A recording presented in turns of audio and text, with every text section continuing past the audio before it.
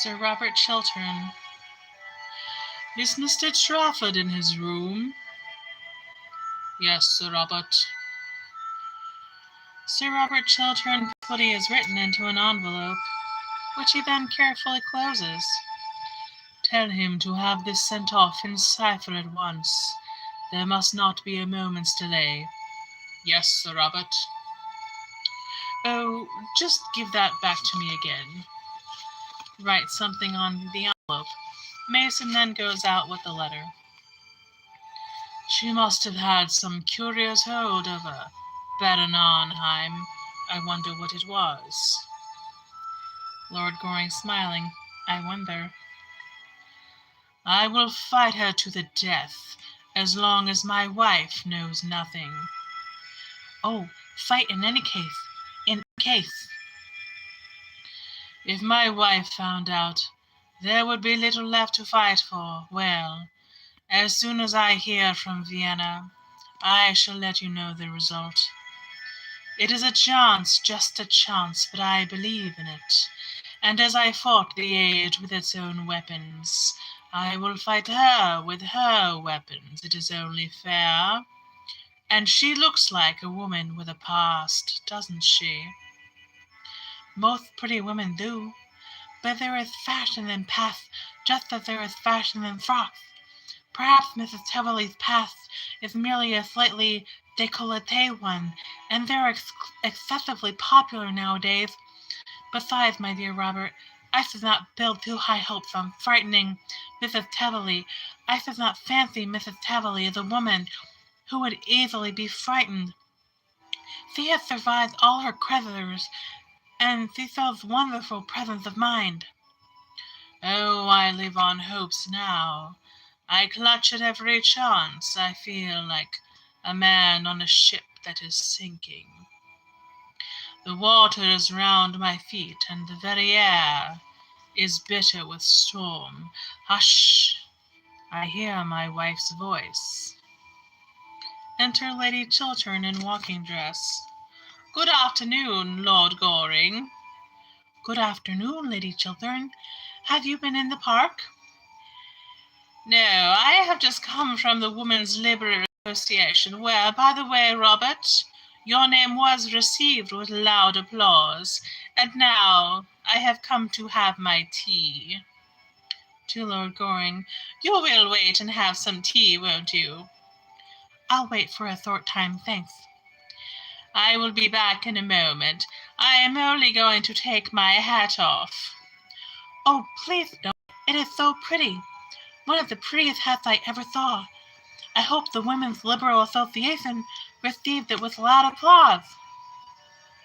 We have much more important work to do than to look at each other's bonnets, Lord Goring. Really? What sort of work? Oh, dull, useful, delightful things.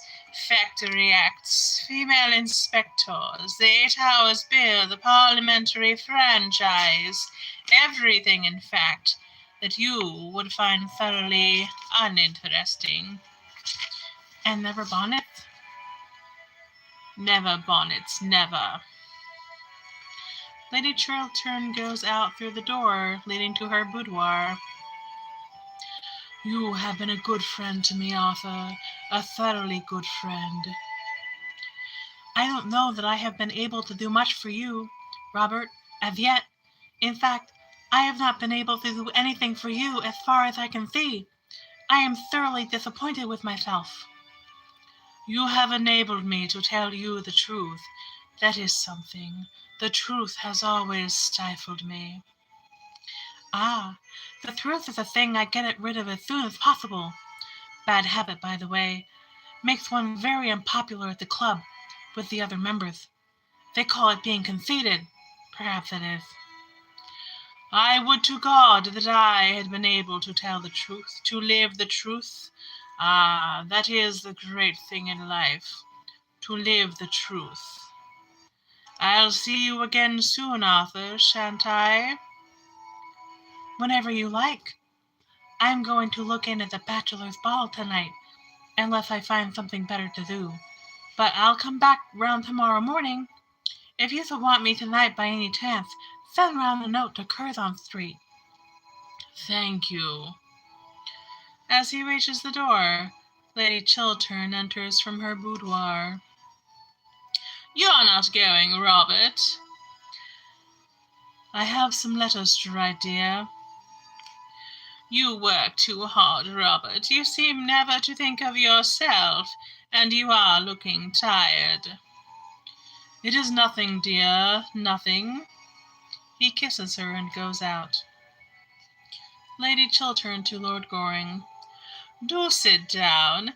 I'm so glad you have called. I want to talk to you about, well, not about bonnets, but the Women's Liberal Association. You take far too much interest in the first subject, and not nearly enough in the second." "You want to talk to me about Mrs. Heatherly?" "Yes, you have guessed it. After you left last night, I found out that what she had said was really true. Of course, I made Robert write her a letter at once, withdrawing his promise." "So he gave me to understand." "To have kept it would have been the first stain on a career that has been stainless always. Robert must be above reproach. He is not like other men. He cannot afford to do what other men do." She looks at Lord Goring, who remains silent. "Don't you agree with me? You are Robert's greatest friend, Lord Goring. No one except myself knows Robert better than you do. He has no secrets from me, and I don't think he has any from you." "He certainly has no secrets from me. At least, I don't think so." "Then I am not right in my estimate of him? I know I am right, but speak to me frankly." "Quite frankly?" "Surely you have nothing to conceal, have you?" "Nothing. But, my Lady Chiltern, I think, if you will allow me to say so, that in practical life—" "Of which you know so little, Lord Goring." "Of which I know nothing by experience, though I know something by observation. I think that in practical life there is something about success, actual success, that is a little unscrupulous, something about ambition that is unscrupulous always. Once a man has set his heart and soul on getting to a certain point, if he has to climb the crag, he climbs the crag. If he has to walk in the mire, well, he walks in the mire. Of course, I am only talking generally about life." "I hope so. Why do you look at me so strangely, Lord Goring?" "Lady Chiltern, I have sometimes thought that perhaps you are a little hard in some of your views on life. I think that often you don't make sufficient allowances. In every nature there are elements of weakness or worse than weakness. Supposing, for instance, that any public man, my father, Lord Merton, or Robert, say, had years ago written some foolish letter to someone." "What do you mean by a foolish letter?" "A letter gravely compromising one's position. I'm only putting an imaginary case." "Robert is incapable of doing a foolish thing, as if he is doing a wrong thing." Nobody is incapable of doing a foolish thing. Nobody is incapable of doing a wrong thing. "Are you a pessimist? What will the other dandies say? They will all have to go into mourning." No, Lady Chiltern, I am not a pessimist. Indeed, I am not sure that I quite know what pessimism really means. All I do know is that life cannot be understood without maturity, cannot be lived without maturity. It is love and not German philosophy that is the true explanation of the world, whatever may be the explanation of the next. And if you are ever in trouble, Lady Chiltern, trust me absolutely, and I will help you in every way I can. If you ever want me, come to me for my assistance, and you shall have it. Come to me at once." Lord Goring, you are talking quite seriously. I don't think I ever heard you talk seriously before. You must excuse me, Lady Tilthorn. It won't occur again if I can help it. But I like you to be serious. Enter Mabel Chiltern in the most ravishing frock. Dear Gertrude, don't say dreadful things to Lord Goring. Seriousness would be very unbecoming to him. Good afternoon, Lord Goring. Pray, be as trivial as you can. I so like to, Miss Mabel, but I am afraid I am a little out of practice this morning, and besides, I have to be going now. Just when you have come in? What dreadful manners you have! I am sure you were very badly brought up. I was. I wish I had brought you up. I am so sorry you didn't. It is too late now, I suppose. I am not so sore. Will you ride tomorrow morning? Yes, at 10. Don't forget. Of course I shan't. By the way, Lady Tilthorn, there is no list of your guests in the Morning Post of today. It has apparently been crowded out by the City Council or the Lambeth Conference or something equally boring. Could you let me have a list? I have a particular reason for asking you. I am sure Mr. Trafford will be able to give you one. Thanks so much. Tommy is the most useful person in London. And who is the most ornamental? I am. How clever of you to guess it. Goodbye, Lady Tilthorn. Yes, but I don't know why you said it to me. Yes, but I don't know why you said it to me. I hardly know myself. Goodbye, Miss Mabel. I wish you were not going. I have had 4 wonderful adventures this morning. 4.5, in fact. You must stop and listen to some of them.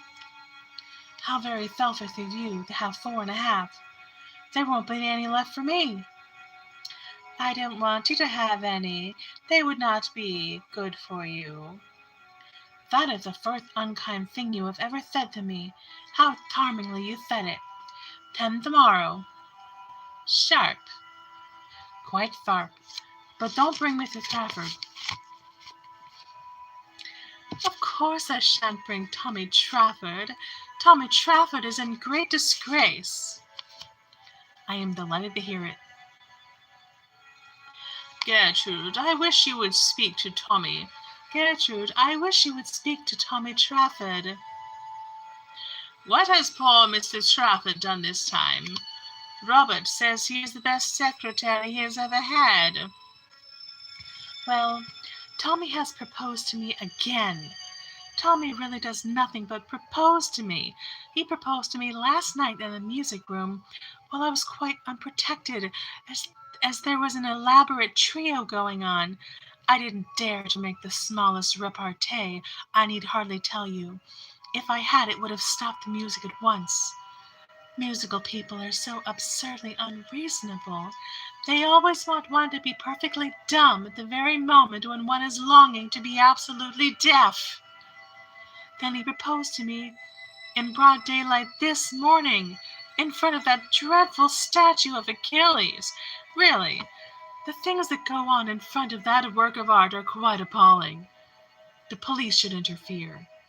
At luncheon I saw by the glare in his eye that he was going to propose again, and I just managed to check him in time by assuring him that I was a bimentalist. Fortunately, I don't know what bimentalism means, and I don't believe anybody else does either. But the observation crushed Tommy for 10 minutes. He looked quite shocked. And then Tommy is so annoying in the way he proposes. If he proposed at the top of his voice, I shouldn't mind much. That might produce some effect on the public, but he does it in a horrid, confidential way. When Tommy wants to be romantic, he talks to one just like a doctor. I am very fond of Tommy, but his methods of proposing are quite out of date. I wish, Gertrude, you would speak to him and tell him that once a week is quite often enough to propose to anyone, and that it should always be done in a manner that attracts some attention." "Dear Mabel, don't talk like that. Besides, Robert thinks very highly of Mr. Trafford. He believes he has a brilliant future before him."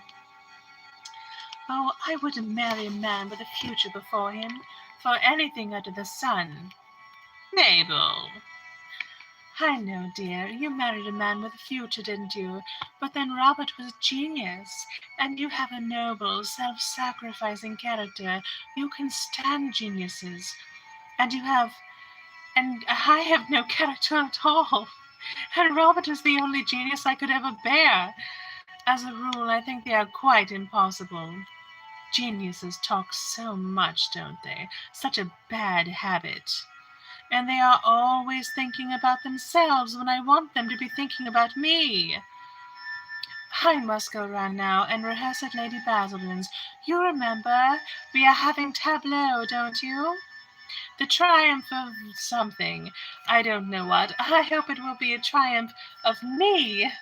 Only triumph I'm really interested in at the present." Kisses Lady Chiltern and goes out, then comes running back. "Oh, Gertrude, do you know who is coming to see you? That dreadful Mrs. Cheveley in a most lovely gown. Did you ask her?" "Mrs. Cheveley coming to see me? Impossible." "I assure you she is coming upstairs, as large as life and not nearly so natural." "You need not wait, Mabel. Remember, Lady Basildon is expecting." "Oh, I must shake hands with Lady Markby. She is delightful. I love being scolded by her." Enter Mason. "Lady Markby, Mrs. Cheveley." Enter Lady Markby and Mrs. Cheveley. "Dear Lady Markby, how nice of you to come and see me. Won't you sit down, Mrs. Cheveley?" "Thanks. Isn't that Miss Chiltern? I should like so much to know her." "Mabel, Mrs. Cheveley wishes to know you." "I thought your frock so charming last night, Miss Chiltern. So simple and suitable." "Really?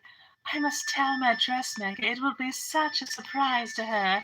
Goodbye, Lady Markby." "Going already?" "I am so sorry, but I am obliged to. I am just off to rehearsal.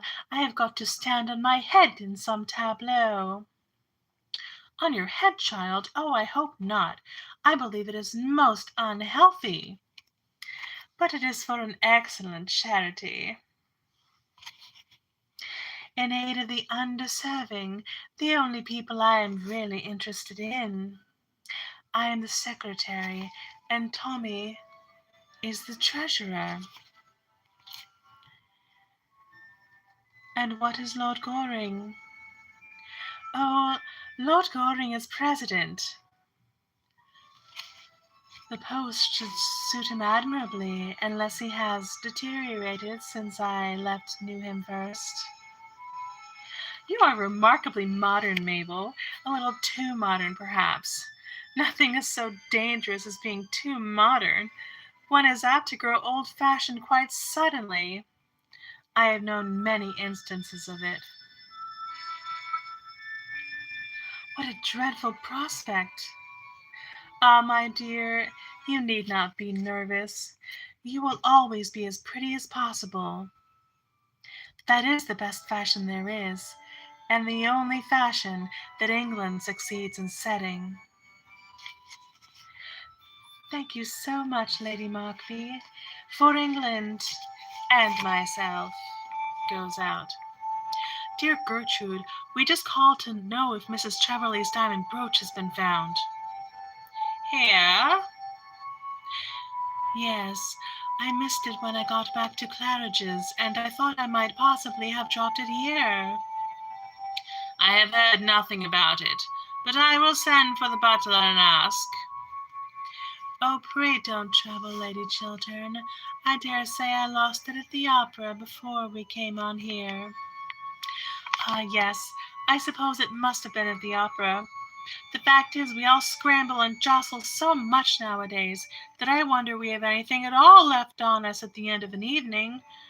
I know myself that when I am coming back from the drawing room, I always feel as if I haven't a shred on me except a small shred of decent reputation, just enough to prevent the lower classes making painful observations through the windows of the carriage. The fact is that our society is terribly overpopulated. Really, someone should arrange a proper scheme of assisted emigration. It would do a great deal of good.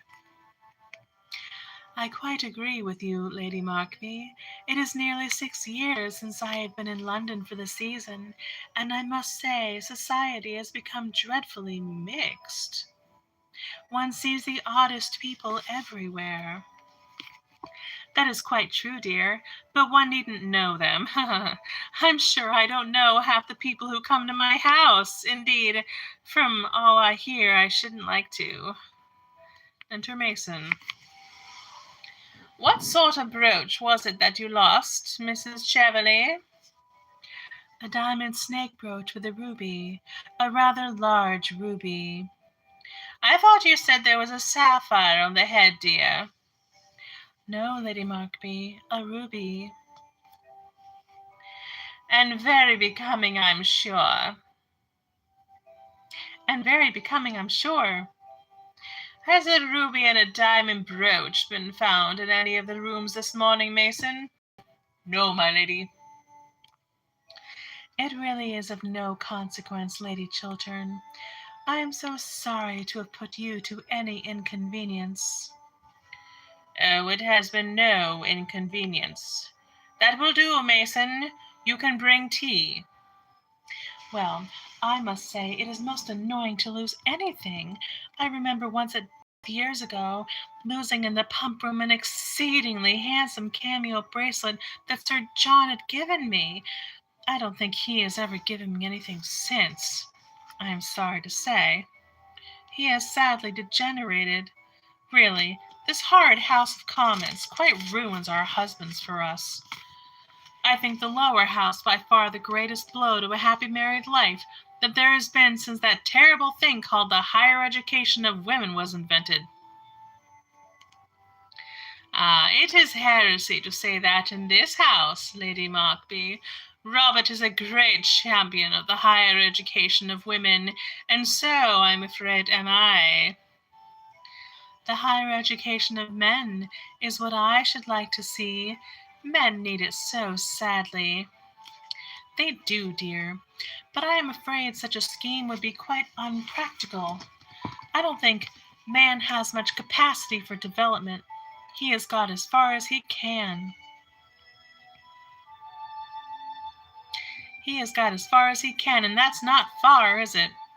With regards to women, well, dear Gertrude, you belong to the younger generation, and I am sure it is all right if you approve of it.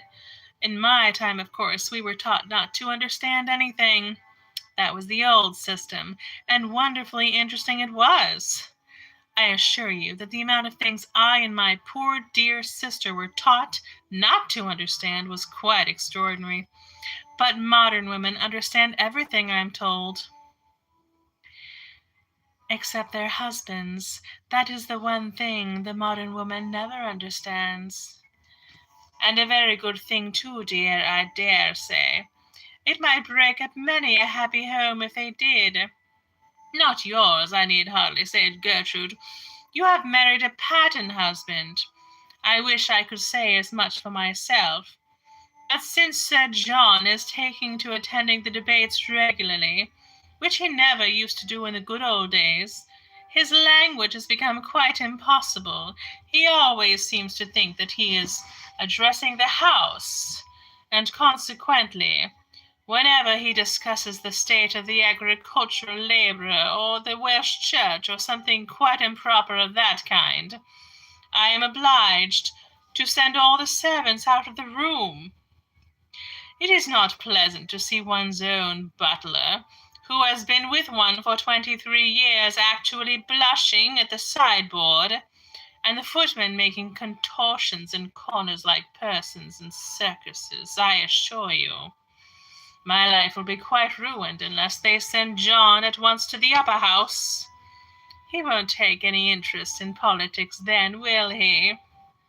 The House of Lords is so sensible, an assembly of gentlemen, but in his present state Sir John is really a great trial. Why, this morning, before breakfast was half over, he stood up on the hearthrug, put his hands in his pockets, and appealed to the country at the top of his voice. I left the table as soon as I had my second cup of tea, I need hardly say. But his violent language could be heard all over the house. I trust, Gertrude, that Sir Robert is not like that. But I am very much interested in politics, Lady Markby. I love to hear Robert talk about them. Well, I hope he is not as devoted to Blue Book as Sir John is. I don't think they can be quite improving reading for anyone. I have never read a Blue Book. I prefer books in yellow covers. Yellow is a gayer color, is it not?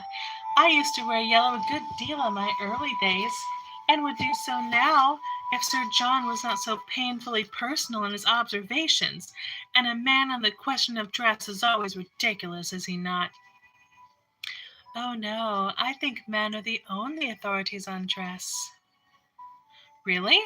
One wouldn't say so from the sort of hats they wear, would one? The butler enters, followed by the footman. Tea is set on a small table close to Lady Chiltern. May I give you some tea, Mrs. Cheverley? Thanks. Some tea, Lady Markby? No thanks, dear. The fact is, I have promised to go round for 10 minutes to see poor Lady Brancaster, who is in very great trouble. Her daughter, quite well brought up girl too, has actually become engaged to be married to a curate in Shropshire. It is very sad indeed. I can't understand this modern mania for curates.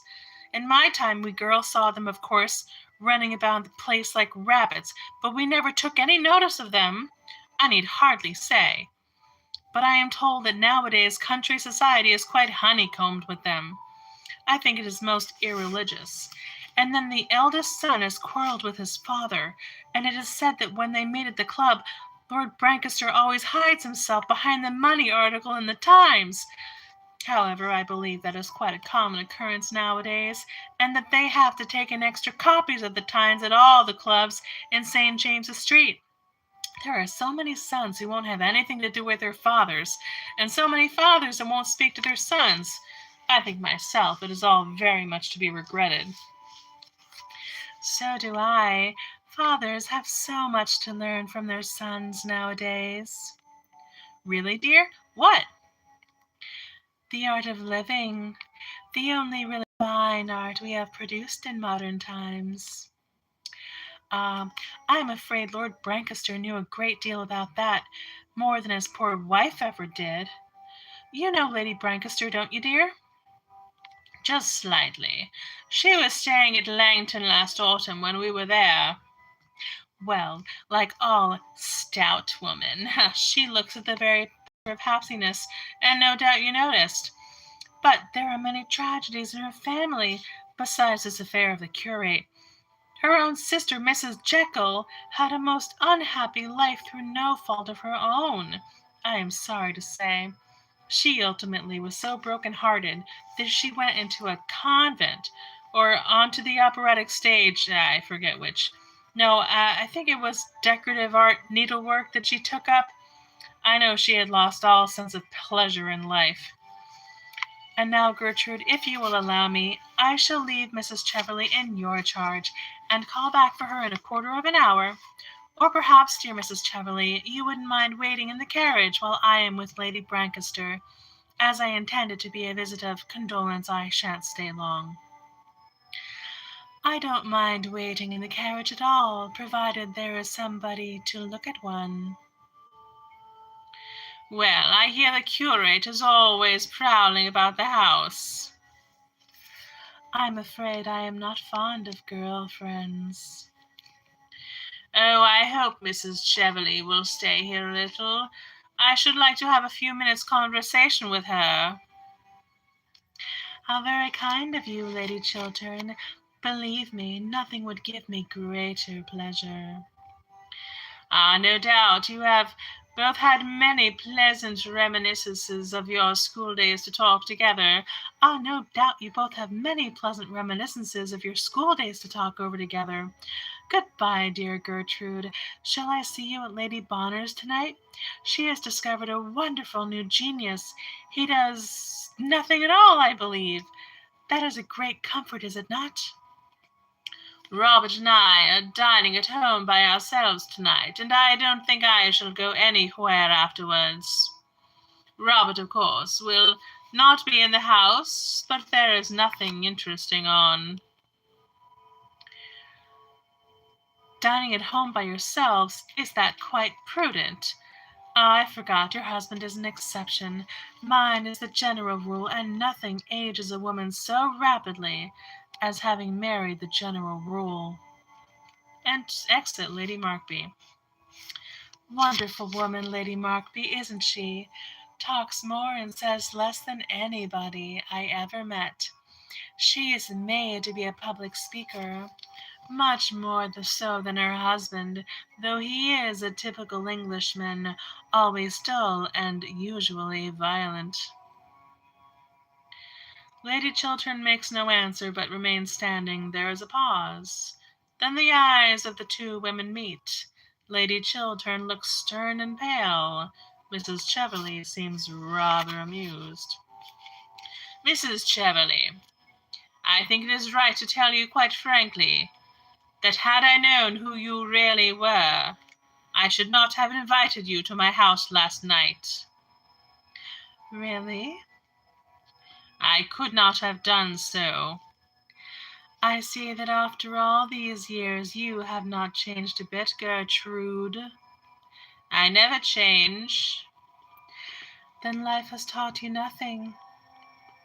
It has taught me that a person who has once been guilty of a dishonest and dishonorable action may be guilty of it a second time, and should be shunned. Would you apply that rule to everyone? Yes, to everyone without exception. Then I am very sorry for you, Gertrude. Very sorry for you. You see now, I am sure, that for many reasons any further acquaintance between us during your stay in London is quite impossible. Do you know, Gertrude, I don't mind your talking morality a bit. Morality is simply the attitude we adopt towards people whom we personally dislike. You dislike me. I am quite aware of that, and I have always detested you, and yet I have come here to do you a service. Like the service you wished to render my husband last night, I suppose. Thank heaven I saved him from that. It was you who made him write that insolent letter to me. It was you who made him break his promise. Yes. Then you must make him keep it. I give you till tomorrow morning, no more. If by that time your husband does not solemnly bind himself to help me in this great scheme in which I am interested, This fraudulent speculation, call it what you choose. I hold your husband in the hollow of my hand, and if you are wise, you will make him do what I tell him. you are impertinent. What has my husband to do with you, with a woman like you? In this world, like meets with like. It is because your husband is himself fraudulent and dishonest that we pair so well together. Between you and him there are chasms. He and I are closer than friends. We are enemies linked together. The same sin binds us. How dare you class my husband with yourself? How dare you threaten him or me? Leave my house. You are unfit to enter it. Sir Robert Chiltern enters from behind. He hears his wife's last words and sees to whom they are addressed. He grows deadly pale. Your house, a house bought with the price of dishonor, a house everything in which has been paid for by fraud. Ask him what the origin of his fortune is. Get him to tell you how he sold to a stockbroker a cabinet secret. Learn from him to what you owe your position. It's not true. Robert, it's not true. Look at him. Can he deny it? Does he dare to? Go. Go at once. You have done your worst now. My worst? I have not yet finished with you. With either of you. I give you both till tomorrow at noon. If by then you don't do what I bid you to do, the whole world shall know the origin of Robert Chiltern. Sir Robert Chiltern strikes the bell. Enter a mason. Show Mrs. Cheveley out. Mrs. Cheveley starts, then bows with somewhat exaggerated politeness to Lady Chiltern, who makes no sign of response. As she passes by Sir Robert Chiltern, who is standing close to the door, she pauses for a moment and looks him straight in the face. She then goes out, followed by the servant, who closes the door after him. The husband and wife are left alone. Lady Chiltern stands like someone in a dreadful dream. Then she turns around and looks at her husband. She looks at him with strange eyes, as though she was seeing him for the first time. You sold a cabinet secret for money. You began your life with fraud. You built up your career on dishonor. Oh, tell me it is not true. Lie to me. Lie to me. Tell me it is not true. What this woman said is quite true. But Gertrude, listen to me. You don't realize how I was tempted. Let me tell you the whole thing. Don't come near me. Don't touch me. I feel as if you had soiled me forever. Oh, what a mask you have been wearing all these years. A horrible painted mask. You sold yourself for money. Oh, a common thief were better. You put yourself up to sale unto the highest bidder. You were bought in the market. You lied to the whole world, and yet you will not lie to me. Gertrude. No, don't speak. Say nothing. Your voice wastes terrible memories. Memories of things that made me love you. Memories of words that made me love you. Memories that are now horrible to me. And how I worshipped you. You were to me something apart from common life, a thing pure, noble, honest, without stain. The world seemed to me finer because you were in it, and goodness more real because you lived. And now, oh, when I think that I made a man like you my ideal, the ideal of my life. That was your mistake. There was your error, the error all women commit. Why can't you women love us, faults and all? Why do you place us on monstrous pedestals? We have all feet of clay, women as well as men. But when we men love women, we love them knowing their weaknesses, their follies, their imperfections, love them all the more, it may be for that reason. It is not the perfect, but the imperfect, who have need of love. It is when we are wounded by our own hands or by the hands of others that love should come to cure us. Else what use is love at all? All sins except a sin against itself love should forgive. All lives save loveless lives true love should pardon. A man's love is like that. It is wider, larger, more human than a woman's. Women think that they are making ideals of men. What they are making of us are false idols merely. You made your false idol of me, and I had not the courage to come down, show you my wounds, tell you my weaknesses. I was afraid that I might lose your love, as I have lost it now. And so last night, you ruined my life for me, yes, ruined it. What this woman asked of me was nothing compared to what she offered me. She offered security, peace, stability. The sin of my youth that I had thought was buried rose up in front of me, hideous, horrible, with his hands at my throat. I could have killed it forever, sent it back to its tomb, destroyed its record, burned the one witness against me. You prevented me, no one but you. You know it. And now, what is there before me but public disgrace, ruin, terrible shame, the mockery of the world? A lonely, dishonored life, a lonely, dishonored death it may be some day. Let women make no more ideals of men. Let them not put them on altars and bow before them, or they may ruin other lives as completely as you. You whom I have so wildly loved, have ruined mine. He passes from the room. Lady Chiltern rushes toward him, but the door is closed when she reaches it. Pale with anguish, bewildered, helpless, she sways like a plant in the water. Her hands outstretched seem to tremble in the air like blossoms in the wind.